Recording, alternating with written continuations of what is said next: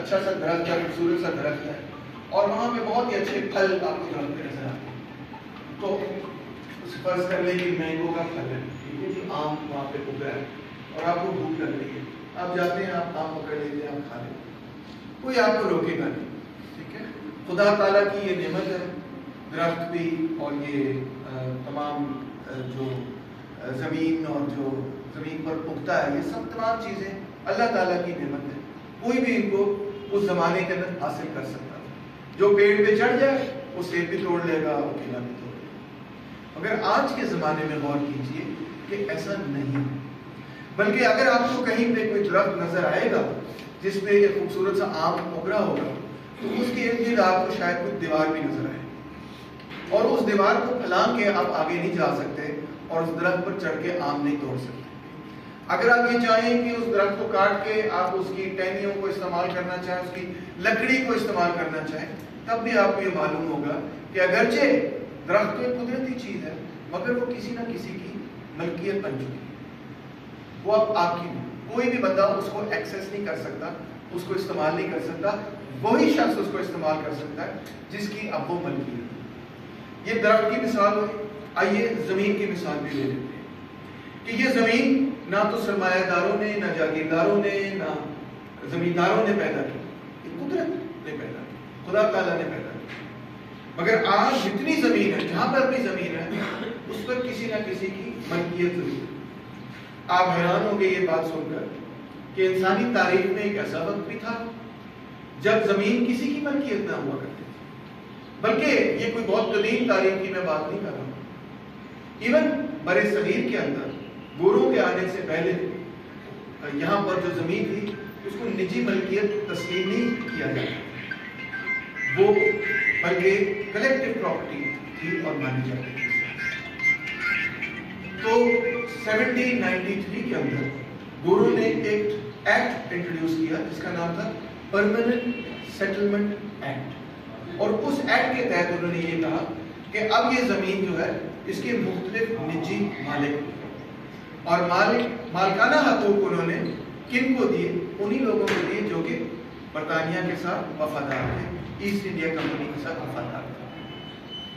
تو اس طرح یہ ملکیتی نظام، ایک نیا قسم کا ملکیتی نظام یہاں پر برٹش نے متعارف کروایا، اور ہمارے خطے میں یعنی پنجاب کے اندر، سندھ کے اندر 1860 کے بعد یہاں پہ زمین کو نجی ملکیت تبدیل کی۔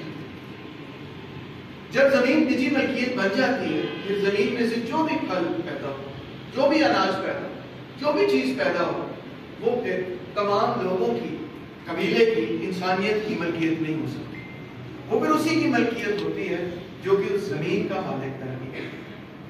اب غور کیجئے کہ پاکستان کے اندر جتنی بھی زمین ہے اس کے جو مالکان ہیں وہ کتنے کو ہوں گے آپ کے اندر؟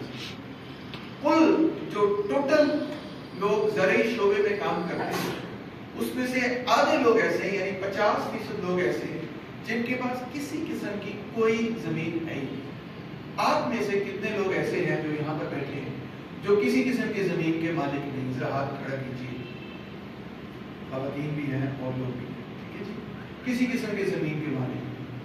اگر آپ کی زمین جو ہے وہ 5 ایکڑ سے کم ہے تو ہاتھ کھڑا کیجیے، آپ کے پاس زمین ہے مگر 5 ایکڑ سے کم ہے، اور یہاں بالکل نہیں ہے، تو یہ اکثریت تو یہی پر ہو۔ تو میں آپ کو یہ بتا رہا ہوں کہ زرعی شعبے سے جو لوگ تعلق رکھتے ہیں ان میں سے 50% لوگ ایسے ہیں جن کے پاس کسی قسم کی کوئی زمین نہیں، تو لہذا وہ کیا کام کرتے ہیں؟ وہ مزارت کا کام کرتے ہیں، وہ مزارع، یا وہ اپنی قوت محنت کسی ایسے بندے کو بیچیں گے جو زمین کا مالک ہے۔ اب میں آپ کو جو سب سے امپورٹنٹ بات بتانا چاہتا ہوں وہ یہ ہے کہ یہ جو تقسیم ہے زمین، اس میں یہ بھی چیز شامل ہے کہ 5% جو بڑے زمین کے مالکان ہیں ان کے پاس پاکستان کی 65% زرعی زمین پر ملکیت ہے۔ 5% جو بڑے بڑے جاگیردار ہیں، زمیندار ہیں، ان کے پاس کتنی زمین ہے؟ پاکستان کی 65% زمین ان کے پاس۔ یہ سب کیسے ہوا ہے؟ کیا یہ جو 5% لوگ تھے اللہ تعالیٰ نے، خدا تعالیٰ نے ان کو چنا کہ جب وہ پیدا ہوں گے کہ 65% زمین ان کی ہوگی؟ کوئی اس کے پیچھے اچھے حقائق نہیں. کیا انہوں نے بڑی محنت کی اور محنت کر کے انہوں نے یہ زمین کما لی؟ تاریخ کو اگر آپ اٹھا کے دیکھیں تو ایسا نہیں. انفیکٹ باپ کی زمین تھی، بچے کو مل گئی، اس کے بچے کو مل گئی. تو حقیقت تو یہی ہے کہ جب انگریز یہاں پہ آیا تو اس نے پورا یہ سٹرکچر قائم کیا، اس نے پورا یہ نظام قائم کیا اور اس نے زمینیں مختلف لوگوں کو الاٹ کی باقاعدہ. اب جب قدرت کو آپ لیں اور خاص طور پہ زمین کو آپ لیں اور آپ ایک ایسا نظام بنا لیں کہ فرض کریں ادھر کمرے میں جتنے سارے لوگ بیٹھے ہیں، فرض کریں دنیا کی آبادی بس اتنے ہی لوگوں کی، فرض کریں یہ کمرہ ہی پوری دنیا ہے. اور جب ہم اس دنیا میں آئے ہیں تو اس دنیا میں اور زمین میں تو کوئی ایسی خاصیت نہیں کہ یہ میری ملکیت ہو یا کسی اور کی ملکیت ہو. لہٰذا ہم میں سے جتنے بھی لوگ ہیں ہم اس زمین میں سے جو کچھ بھی اگ رہا ہے اس کو استعمال کر لیں گے اور اکٹھے ہی استعمال کر لیں گے اجتماعی طور پہ. اب فرض کریں کسی نہ کسی اعتبار سے میرے پاس یا تو کوئی ہتھیار آ جاتا ہے یا میرے پاس اور کوئی قوت آ جاتی ہے اور اس قوت کا استعمال کرتے ہوئے میں اب یہ کہتا ہوں آپ سب لوگوں سے کہ آپ لوگ اس زمین کے مالک نہیں ہیں. اس زمین کا مالک اگر کوئی ہے، اس پورے کمرے کا مالک اگر کوئی ہے تو وہ اکیلا میں ہوں. اور آپ لوگ اگر اس زمین سے کچھ اناج کمانا چاہتے ہیں، آپ کھانا چاہتے ہیں، کچھ پھل بوٹی وغیرہ کچھ بھی حاصل کرنا چاہتے ہیں تو آپ لوگ صرف اسی شرط پر وہ حاصل کر سکتے ہیں کہ آپ میرے لیے کام کریں اور میری شرائط پر کام کریں. اب جب آپ میری شرائط پر کام کرنے پر مجبور ہوں گے، کیوں مجبور ہوں گے؟ کیونکہ آپ تو زمین کے مالک ہیں. میں نے آپ کو زمین کی ملکیت سے بے دخل کر دی. میں نے زمین کی ملکیت اپنے پاس رکھ لی. جب میں نے زمین کی ملکیت اپنے پاس رکھ لی تو اب آپ کی مجبوری بن گئی کہ آپ نے اگر پیٹ میں اگر ایندھن بھرنا ہے، اگر کچھ کھانا ڈالنا ہے، اگر زندہ رہنا ہے تو کسی نہ کسی اعتبار سے آپ کو کوئی پیداوار کرنی پڑے گی، اناج پیدا کرنا پڑے گا کھانے پینے کی. وہ اناج آپ خود پیدا نہیں کر سکتے کیونکہ زمین کے حوالے سے آپ کو کوئی ایکسس، کوئی رسائی نہیں. زمین تو میری ہوگی، میری اجازت کے بغیر تمام زمین کی پر آپ کی کوئی رسائی نہیں. تو میری اجازت اب آپ کیسے لیں گے کہ کیسے یہ ممکن ہوگا کہ آپ اناج بھی پیدا کریں اور آپ زندہ بھی رہ سکیں؟ بھوکا تو نہیں مرنا کسی نے.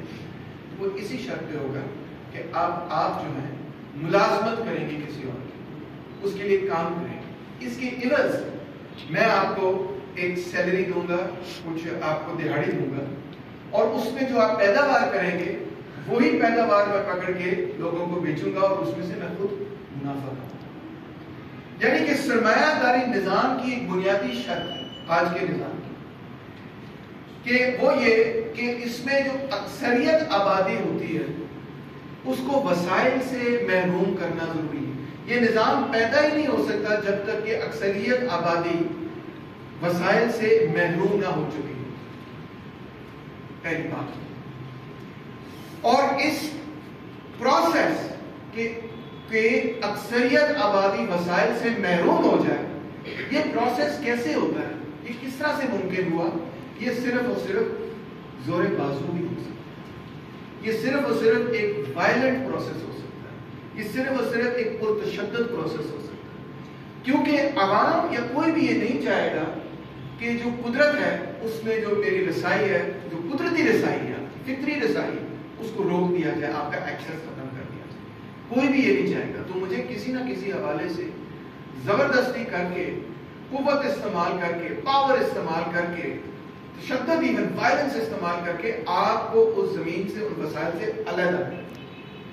یہ جو علیحدگی کا ایک پروسیس ہے، لوگوں کو وسائل سے علیحدہ کرنے کا ایک پروسیس ہے، یہ بذات خود سینکڑوں سالوں کا پروسیس ہے. کئی صدیاں اس کے اندر گزر گئی ہیں اس پروسیس میں، اور کئی صدیاں گزرنے کے بعد اب ایک ایسی صورتحال بنی کہ جو 5% سب سے امیر ترین لوگ ہیں، چاہے وہ پاکستان کے ہوں یا وہ انڈیا کے ہوں، چاہے وہ بنگلہ دیش کے ہوں یا امریکہ کے ہوں، وہ انگلینڈ کے ہوں یا وہ فرانس کے ہوں، پوری دنیا میں ایک ایسی صورتحال بن چکی ہے کہ 95% لوگوں کے پاس یا تو کچھ ہے ہی نہیں، یا اگر ہے تو بہت ہی کم. اتنا کم کہ وہ کسی اور کو اپنی قوت محنت بیچے بغیر اپنا پیٹ پورا نہیں کر سکتے، اپنی روزگار پورا نہیں کر سکتے.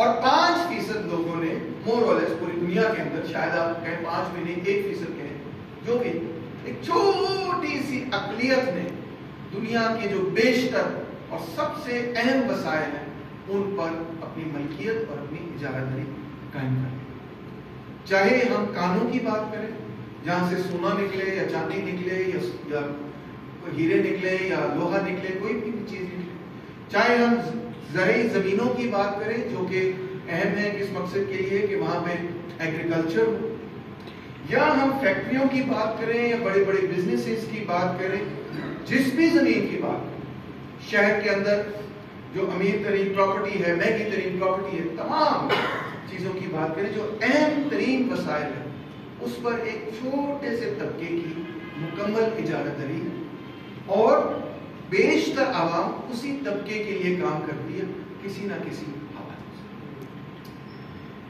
اب ایک اور آپ کو مثال دیتا ہوں بات سمجھانے کی، ویسے شاید آپ کو سمجھ آ گئی ہوگی، ایک اور مثال دیتا ہوں.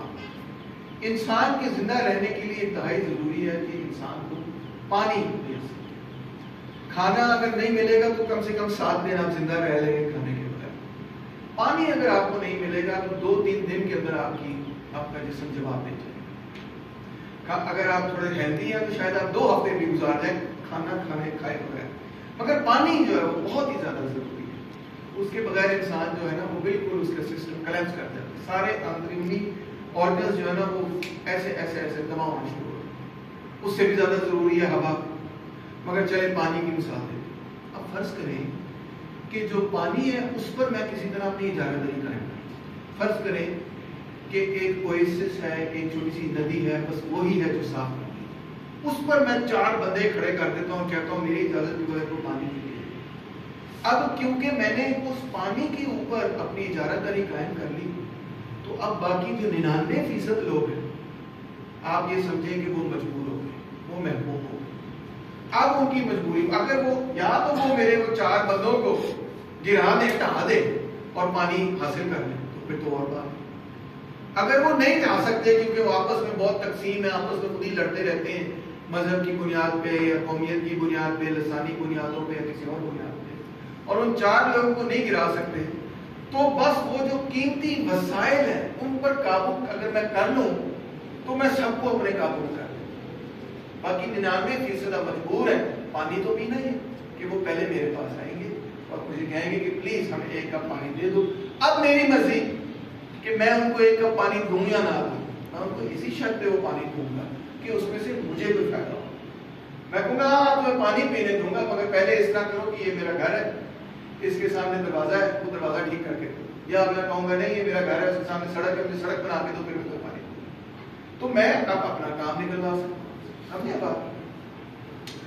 تو اس طرح سے ہم یہ دیکھتے ہیں کہ جب ایک چھوٹے سے طبقے کی معاشی وسائل پر اجارہ داری قائم ہو جاتی تو باقی جو جتنی بھی عوام ہے اس کی مجبوری بن جاتی ہے کہ وہ اس حکمران طبقے کے لیے کام کرے. اور کیونکہ باقی عوام کی مجبوری بن جاتی ہے کہ حکمران طبقے کے لیے کام کرے تو اس رشتے کے اندر جو بھی کانٹریکٹ طے ہوتا ہے، جو بھی معاہدہ ہوتا ہے، وہ بیسیکلی حکمران طبقے کے فائدے میں زیادہ ہوتا ہے اور غریبوں کے فائدے میں. اور اسی امبیلنس آف پاور کے نتیجے یہ جو توازن خراب ہو چکا ہے، اسی کے نتیجے میں حکمران طبقہ کچھ بھی کر سکتا ہے. آپ دیکھیں کہ اس کے پاس ہر آسائش ہے، ہر مسئلہ وہ اپنے پیسے سے حل کر سکتا ہے اور سوسائٹی پہ وہ مکمل طور پر کنٹرول کرتا ہے. آپ 4-5 سال بعد ووٹ ضرور ڈالتے ہیں اور ساری عوام ڈالتی ہے اور اس پہ لڑائی بھی کرتے ہیں، لوگ ایک دوسرے کو قتل بھی کرتے چلے جاتے ہیں ووٹ کے اوپر. مگر حقیقت یہی ہوتی ہے کہ آپ کے پاس کوئی اصل قوت اور اختیار نہیں. اصل اختیار اسی کے پاس ہوتا ہے ہر سماج میں جو کہ وسائل کے اوپر قابض ہوتا ہے، جس کے پاس وسائل کی ملکیت ہوتی ہے. اب سرمایہ داری نظام کو اگر آپ دیکھتے ہیں تو اس میں سب سے پہلی خاصیت ہمیں یہ نظر آتی ہے کہ پچھلے نظاموں میں اگرچہ پیسہ ہوا کرتا تھا مگر جب ہم نے کچھ کھانا پینا ہوتا تھا تو ہمیں پنڈ کی پیداوار میں سے ایک حصہ مل جایا کرتا تھا، ہمیں منڈی جا کے خریدنا نہیں پڑتا. جبکہ آج کے زمانے کے اندر آپ دیکھیں گے کہ آپ نے زندگی کی کوئی بھی ضرورت پوری کرنی ہے تو وہ آپ کو صرف اسی طرح پوری ہو سکتی ہے کہ آپ کے جیب میں کوئی پیسے ہو اور پیسوں سے آپ وہ چیز خریدیں جو آپ کی ضرورت ہے، چاہے وہ لیڑا ہو، کپڑے ہوں آپ کے، چاہے وہ اینکے ہوں، چاہے وہ موٹر سائیکل ہو، چاہے وہ سائیکل ہو، چاہے وہ جوتے ہوں، چاہے وہ کھانا ہو، آپ پیسوں کی ضرورت ہے، پیسوں سے ہی آپ وہ چیز خرید سکتے ہیں۔ اس کو انگریزی میں ہم کہتے ہیں کموڈٹی پروڈکشن، جو چیز پیسے سے خریدی جاتی ہے اس کو ہم کہتے ہیں کموڈٹی۔ اس کے لیے اردو کی جو لفظ استعمال کیا جاتا ہے وہ ہے کموڈٹیز کے لیے، وہ ہے اشیاء۔ ہم کہتے ہیں منڈی میں ہم جا کے اشیاء کی خرید و فروخت کرتے ہیں، یا اجناس بھی کہتے ہیں، بالکل۔ تو مگر سرمایہ داری نظام میں جو منفرد بات ہے وہ یہ ہے کہ سرمایہ داری نظام میں نہ صرف چیزوں کی خرید و فروخت ہوتی ہے، اب یہ غور سے بات کرنی کیونکہ سب سے اہم بات، سرمایہ داری نظام میں نہ صرف چیزوں کی خرید و فروخت ہوتی ہے بلکہ سرمایہ داری نظام کے اندر انسان کی قوت محنت کی بھی خرید و فروخت ہوتی ہے۔ چاہے میں پی ایچ ڈی پروفیسر ہوں یا میں دہاڑی دار اینٹ لگانے والا مزدور، ہم دونوں کو کسی نہ کسی دوسرے کے پاس جانا ہے اور یہ کہنا ہے کہ میں ایک صلاحیت رکھتا ہوں محنت کی، میں یہ محنت کرنے کے لیے تیار ہوں، مجھے ملازمت دی جائے، میں آپ کے لیے یہ کام کرنے کے لیے۔ جو بندہ آپ کو ملازمت دیتا ہے وہ کیا آپ کو اس وجہ سے ملازمت دیتا ہے کہ وہ بڑا سخی دل ہے؟ کیا معلوموں والے جو لوگ ہیں وہ یہ کہتے ہیں کہ جی ہائے بیچارہ غریب، اس کے بھلے کے لیے میں کچھ کرنا چاہتا ہوں؟ نہیں، وہ اس مقصد سے ملازمت دیتے ہیں کہ وہ منافع کمانا چاہتے ہیں۔ یہ بات خود بھی نہیں چھپاتے، نہ سماج یہ بات کو چھپاتا ہے، وہ کہتے ہیں جی ہاں ہم آپ کو ملازمت دیں گے مگر ملازمت ہم آپ کو اس حوالے سے ہی دیں گے کہ اس میں سے ہم منافع کمانا چاہتے ہیں، احسان نہیں کر رہے، منافع کما رہے ہیں، بزنس کر رہے ہیں۔ اب کوئی بھی مالک کے پوائنٹ آف ویو سے دیکھیں آپ، مالک جو ہے وہ کسی مزدور کو ملازمت اسی شرط پر دے گا کہ مزدور کی فرض کریں سیلری ہے 30,000 روپے، فرض کریں کہ میں ایک سرمایہ دار ہوں اور میں نے کسی کو ملازمت دی کتنے کی؟ 30,000 روپے۔ اب فرض کریں ایک مہینہ اس بندے نے کام کیا جس کو میں نے 30,000 روپے دیے مہینے کے آخر میں آ کے، اور اس نے ایک مہینے میں پیداوار کی صرف 15,000 روپے، جو چیز اس نے بنائی وہ صرف تھی 15,000 روپے۔ اب سرمایہ دار کیا کہے گا، مالک کیا کہے گا، باس کیا کہے گا، سیٹ کیا کہے گا؟ وہ کہے گا یہ تو مجھے فائدے، میں نے تمہیں 30,000 روپے کی ملازمت دی اور تم نے پیداوار کر کے دی صرف 15,000 روپے کی در، تو مجھے تو نقصان ہو گیا۔ تو وہ ایسے کسی ورکر کو نہیں رکھے گا جس کے نتیجے میں اس کو نقصان، چیریٹی تو نہیں کر رہا، بزنس کر رہا، اگر وہ یہ کرے گا تو بزنس اس کا ٹھپ ہو جائے گا، تو لہٰذا وہ ایسے ورکر کو نہیں رکھے، بلکہ وہ ایسے ورکر کو رکھے گا کہ اگر وہ 30,000 روپے ورکر کو دے رہا ہے تو آگے سے جو ورکر ہے وہ کم از کم 30,000 روپے سے زیادہ پیداوار کر کے دکھائے، 40,000 50,000 روپے 60,000 روپے کی اگر وہ پیداوار کرتا ہے تو پھر سرمایہ دار کو فائدہ، پھر وہ یہ کہے گا کہ ہاں اب اس نے 50,000 روپے کی پیداوار کی ہے، منڈی میں جا کے وہ فروخت ہوگی، اس میں سے ایک حصہ جو ہے وہ مزدور کو 30,000 روپے اپنی تنخواہ کی شکل میں مل جائے گا اور دوسرا حصہ منافع کی شکل میں سرمایہ دار کے پاس آ جائے گا۔ یہ بڑا آسان طریقہ ہے اس بات کو سمجھنے کا کہ در حقیقت جب آپ کسی سرمایہ دار کے لیے ملازمت کرتے ہیں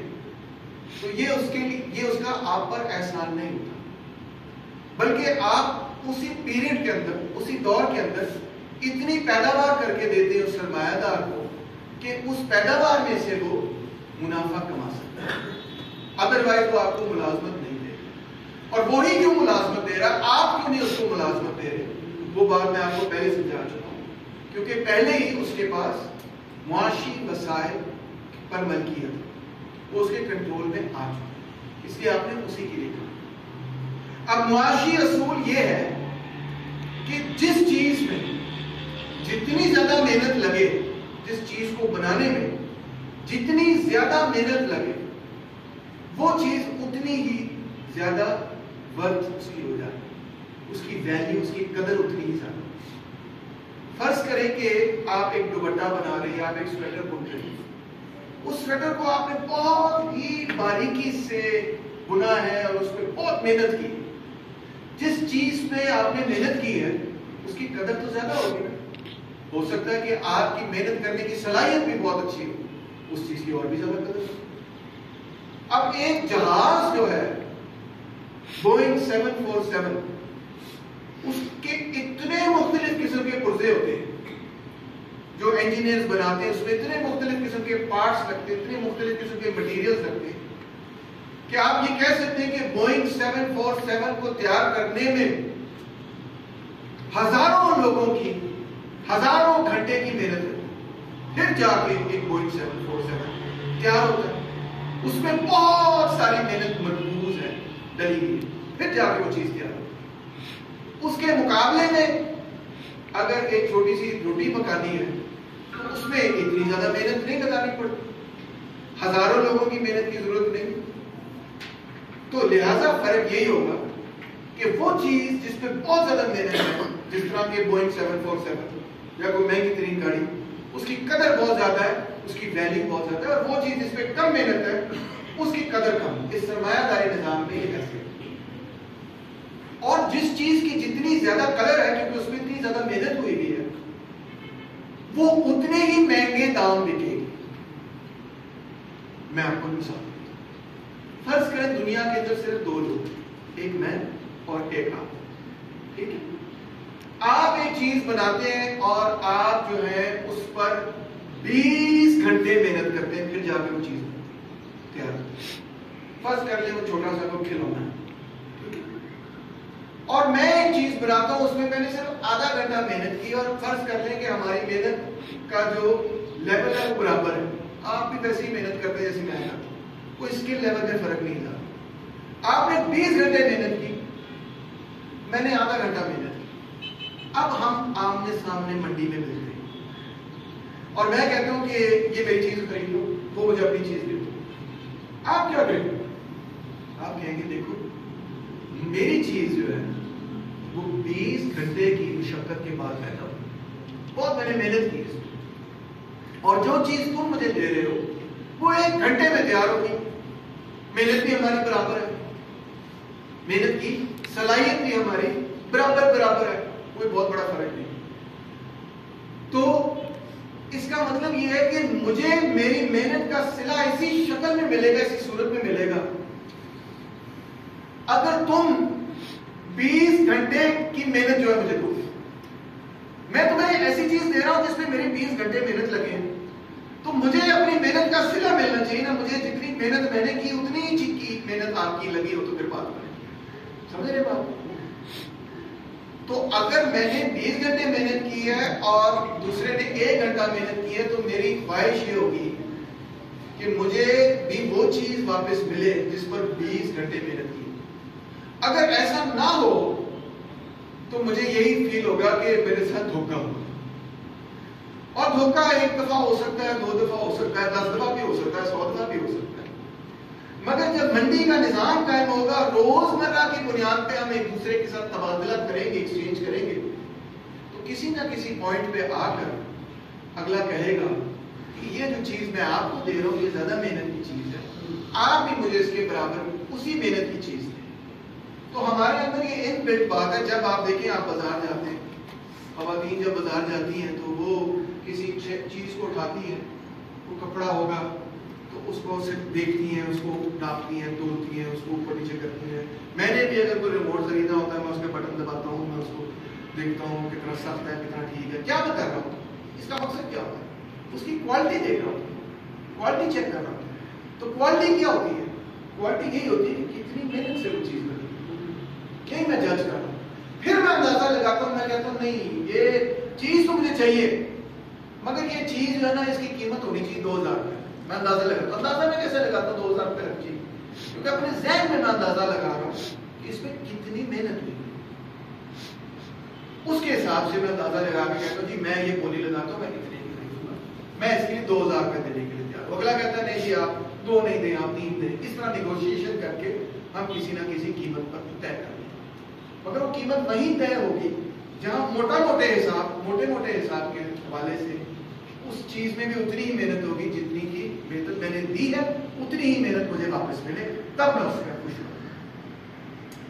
اس کا مطلب یہ ہوا کہ منڈی کے اندر قیمتوں کی اشیاء جو ہے وہ اتنی ہی ہوتی ہے، کم و بیش اوپر نیچے ہوتی رہتی ہے، مگر ایک انٹرنسک ویلیو کے گرد گھومتی رہتی ہے۔ انٹرنسک ویلیو سے مطلب یہ ہے کہ ایک ایسی جگہ کے ارد گرد گھومتی رہتی ہے اس کی قیمت جو کہ اس کی قدر کے برابر، اور اگر وہ زیادہ اوپر ہو جائے یا نیچے ہو جائے تو پھر لوگ اس کو یا تو خریدنا چھوڑ دیتے یا زیادہ خریدنا شروع ہو دیتے، جس سے اس کی قیمت واپس نہیں پر آ جاتی۔ ایسا نہیں ہو سکتا، بہت مشکل ہے کہ آٹا جو ہے وہ ایک جمبو جیٹ سے زیادہ مہنگا ہو جائے، کیونکہ جمبو جیٹ میں محنت زیادہ لگتی ہے، سیدھی سی۔ اب انسان، میں نے کہا آپ کو تھوڑی دیر پہلے کہ یہاں پر نہ صرف چیزوں کو خریدا جاتا ہے بلکہ انسان کی قوت محنت کو بھی خریدا جاتا ہے۔ اب بہت الگ بات ہے کہ اگر چیزوں کو خریدنے کا اصول منڈی میں یہ ہے کہ جس چیز پر جتنی زیادہ محنت لگے گی وہ اتنی مہنگی ہو جائے گی، تو انسان کی قوت محنت کی خریداری کا اصول بھی یہی ہے کہ جس انسان کو تیار کرنے کی یا جس کیٹیگری کی قوت محنت کو تیار کرنے میں جتنی زیادہ محنت لگے گی وہ محنت کا 1 گھنٹہ یا 1 دہاڑی اتنی ہی مہنگی ہوتی ہے۔ پہلے تو اس میں اس کو تیار کرنے کی محنت میں پہلی چیز ہوگی کہ اس کا روٹی کپڑا مکان پورا ہو۔ اگر وہ پورا نہیں ہوگا تو زندہ ہی نہیں ہوگا، زندہ ہی نہیں ہوگا تو کام کیسے کرے گا۔ دوسرا معاملہ یہ ہوگا کہ اس کی ایجوکیشن اور ٹریننگ کی کاسٹ بھی اس میں شامل ہو جائے گی۔ ایک پی ایچ ڈی کی تنخواہ یہاں ہوگی اور ایک عام مزدور کی تنخواہ کم ہوگی۔ کیوں؟ کیونکہ پی ایچ ڈی کو تیار کرنے میں زیادہ محنت لگتی ہے۔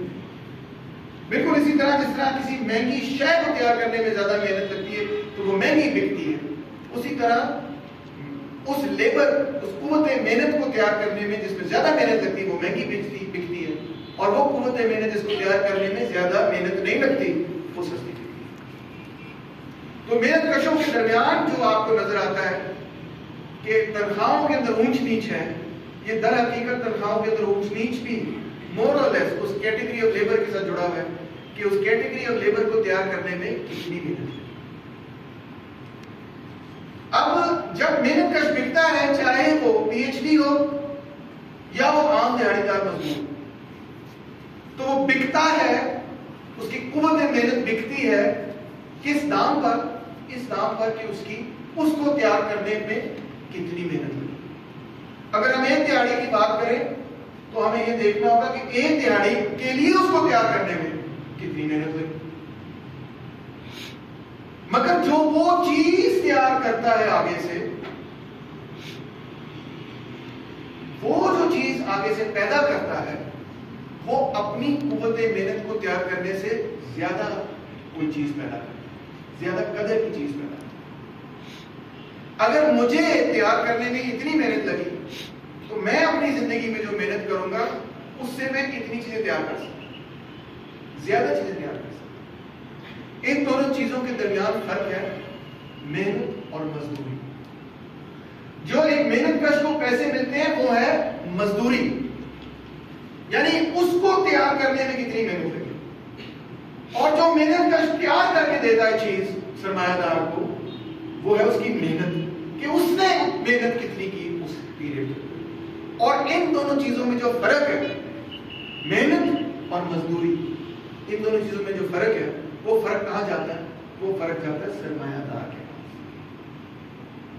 اور سرمایہ دار بھی 3 مختلف قسموں کے ہیں۔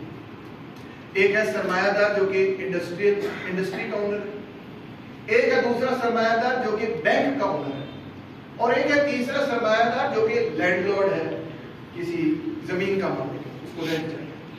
تو محنت کش جب محنت کرتا ہے، آپ لوگ جب محنت کرتے ہیں، آپ کو جو دہاڑی ملتی ہے یا تنخواہ ملتی ہے، فرض کریں 30,000 روپے تنخواہ ملتی، آپ جو 30,000 روپے کی عوض، یہ آپ کی مزدوری ہے 30,000، مگر جو آپ محنت کرتے ہیں وہ اس مزدوری سے بہت زیادہ ہے.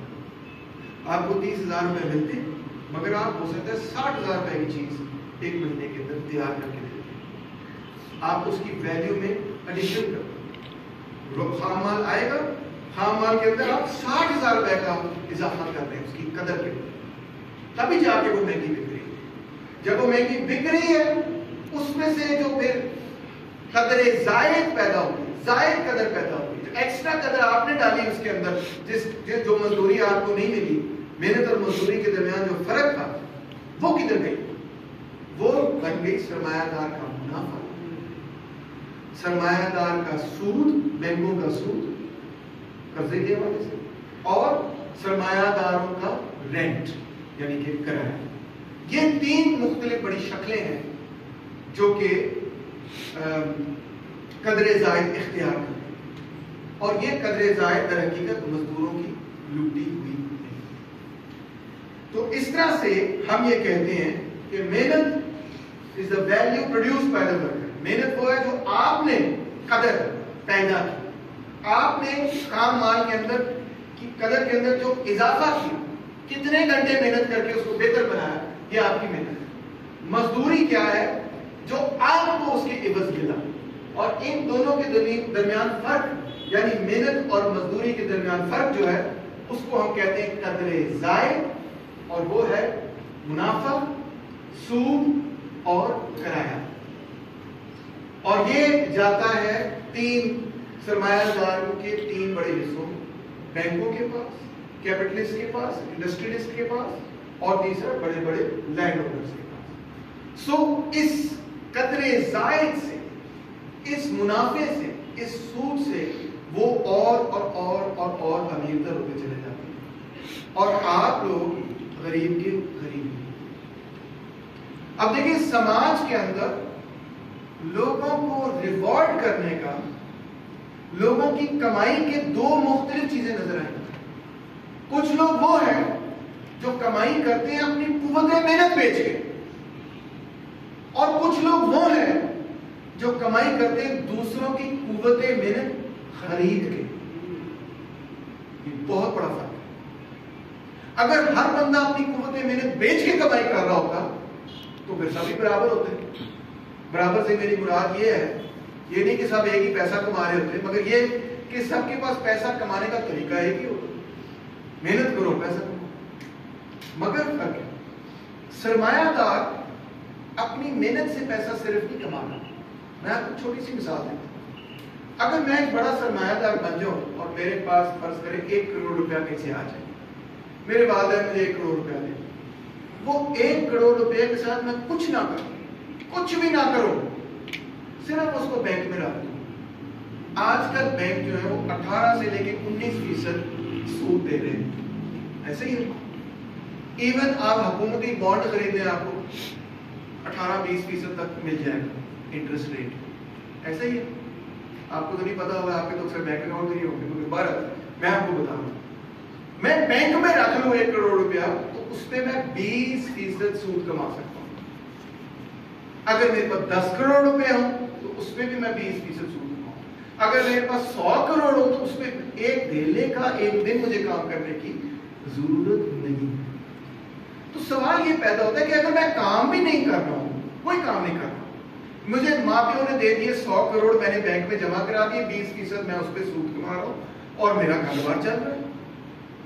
تو سوال یہ پیدا، اور میں خرچے کر رہا ہوں، اور میں جو مرضی دعوتیں کر رہا ہوں، اور میں بڑے بڑے کھانے کر رہا ہوں، اور میں ہر سمر میں ٹرپ لے لیتا ہوں، بلے چلا جاتا ہوں وغیرہ.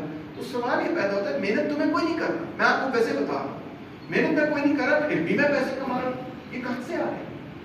یہ کیسے ممکن ہے کہ کچھ لوگ ہیں جو اپنے سرمایہ کی بنیاد پر محنت پیسے کما رہے ہیں؟ تو وہ یہی بات ہے کہ بینک جو ہے وہ آگے سرمایہ داروں کو دیتا ہے قرضہ، سرمایہ دار آگے ملازمت دیتے ہیں مزدوروں کو، اس میں جو قدر زائد مزدور پیدا کرتے ہیں وہ بن جاتا ہے سرمایہ داروں کا منافع.